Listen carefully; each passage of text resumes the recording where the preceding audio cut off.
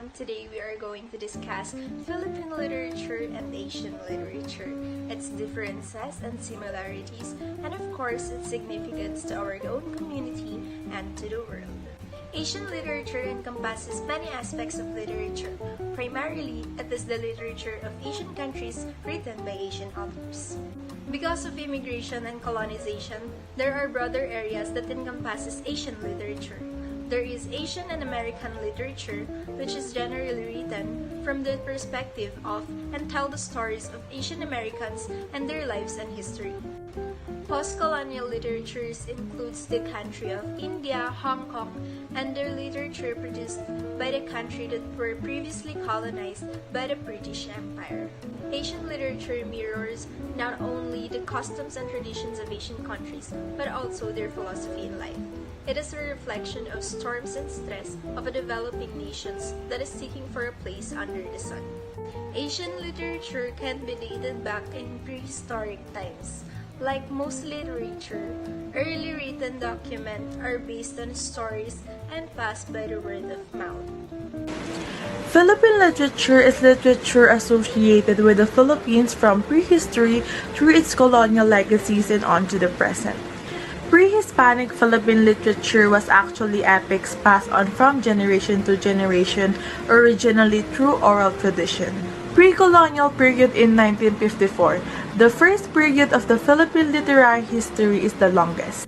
A long time before the Spaniards and other foreigners landed on the Philippine shore, our forefathers already had their literature stamp in the history of our race. The most prominent types of literature in this period includes bugtong, salawikain, folk songs, folktale myths, legends, fables, fantasy stories, and epics. Spanish colonization period from 1565 to 1863, where the Spaniards occupied the Philippines in the early 15th century.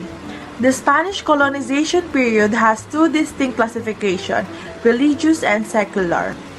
Religious literature are religious lyrics written by Ladino poets or those who verse in both Spanish and Tagalog were included in early Catholicism. An example of this are Cenaculo and Passion. Secular literature are non-religious literature like awit, which are colorful tales of chivalry made for singing and chanting. Nationalistic or propaganda and revolutionary period from 1864 to 1896. Literary forms under this period includes propaganda literature and revolutionary literature. Propaganda literature is used for communication and is used primarily to influence an audience and further an agenda. Realist age from 1896 to 1899.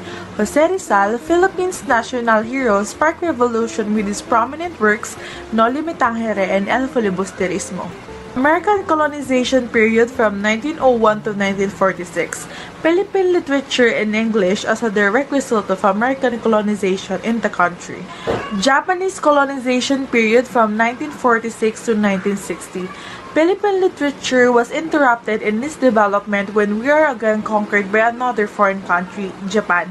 Victoria Abelardo has described Filipinos' writing during the Japanese period as being pessimistic and bitter.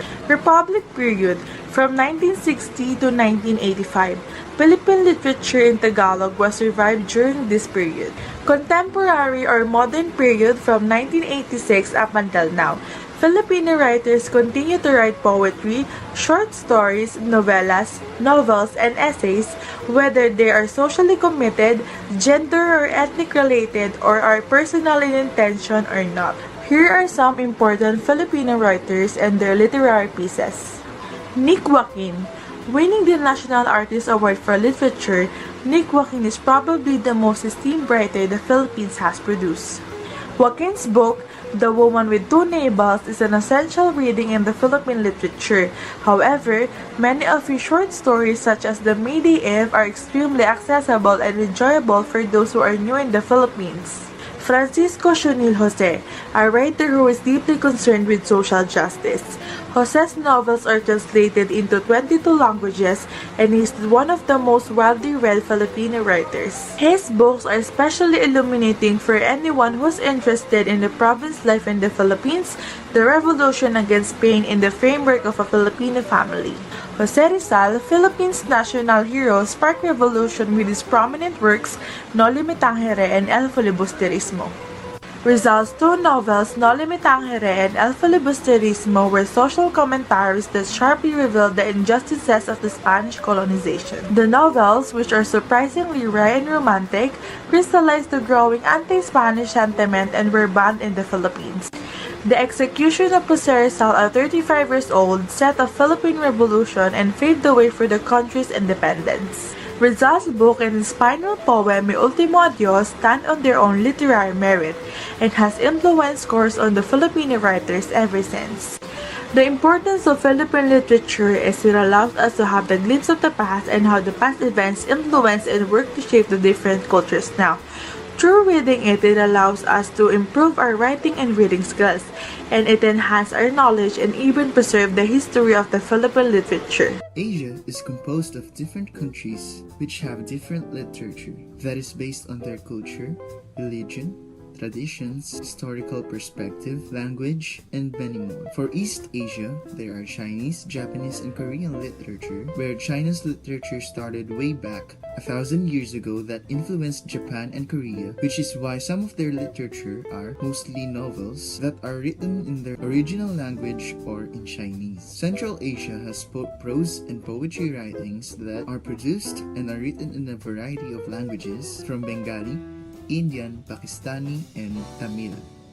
As for the West Asian literature that covers Arabic, Persian, and Turkish that creates historiographical, ethnographical, and geographical works about their surroundings. Lastly is Southeast Asia, which is composed of countries like the Philippines, Thailand, and many more that is associated with the prehistory through its colonial legacies until this present time. Different countries mean different cultures and traditions. This, of course, results in different kinds of literature. For example, in Japan, they have something called a haiku.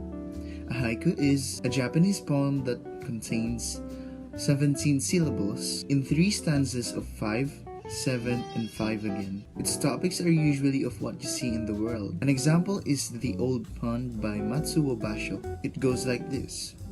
The old pond, a frog leaps in, sound of the water. In the English translation, it doesn't have 17 syllables, but in the Japanese translation, it does. In other countries like China, and it has an unmatched symmetry. Each line had to have rhymes and good intonations. In Thailand, they have something called the Nirat poems, which is a genre characterized by themes of journeying, separation, and love longing. Though Asian literature also has many similarities, like how Philippines poems are almost like China's, which has symmetry and good intonations. The long history of people coming together from different countries means that they also get influenced by other literary pieces. Some authors like Matsuo Basho have already passed away, but their works did not. Other authors like Merlinda Bobis are still thriving today. She also has a website for her works and achievements called themarlindabobis.com.au. Louis Francia is now an adjunct professor at New York University in the Department of Social and Cultural Analysis. His works are still appreciated today, even back in 2002, where his work 15 Poems won the 2002 PEN Open Book Award. Haruki Murakami, a Japanese writer, also has a number of works that have touched the hearts of many. One of his works is named Scheherazade, which is still read up to this day. You see, if a writer publishes his masterpiece, it never dies. It remains in the heart of many and embarks a new world for them. Nick Joaquin is a winner of the National Artist Award for Literature. Nick Joaquin is also probably the most esteemed writer that the Philippines has produced. Award-winning Merlinda Bobis started off as a painter but grew into a writer, as she said that painting with words is cheaper. Bobis' books Short stories and poems tell of lesser-known aspects of Filipino life, often from a strong feminist stance. Award-winning Louis Francia has lived in New York for decades, but his experiences of growing up in the Philippines continue to shape the stories he tells to the world. Thank you so much everyone for watching. Literature speaks the language of imaginations, and the study of literature is supposed to train and improve our imaginations. I hope you all learned a lot from our discussion about Philippine and Asian literature. Adios!